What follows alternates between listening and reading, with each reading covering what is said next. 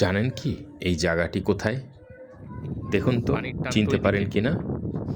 না, এটি রাঙামাটি, বান্দরবান বা সিলেট নয়, এটি হচ্ছে খুলনা।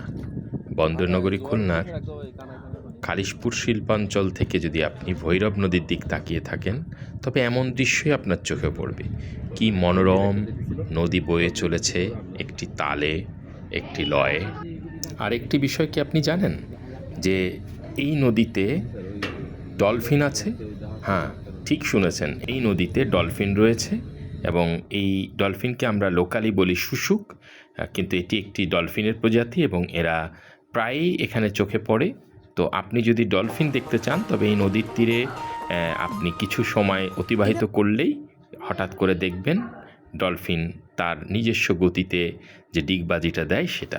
বিপন্ন প্রজাতির এই ডলফিনটি আমাদের লোকালয় থেকে হারিয়ে যাচ্ছে, আমাদের নদী থেকে হারিয়ে যাচ্ছে। তার অন্যতম কারণ হচ্ছে জেলেদের মাছ ধরার জালে এরা ধরা পড়ে এবং তারা একে মেরে ফেলে।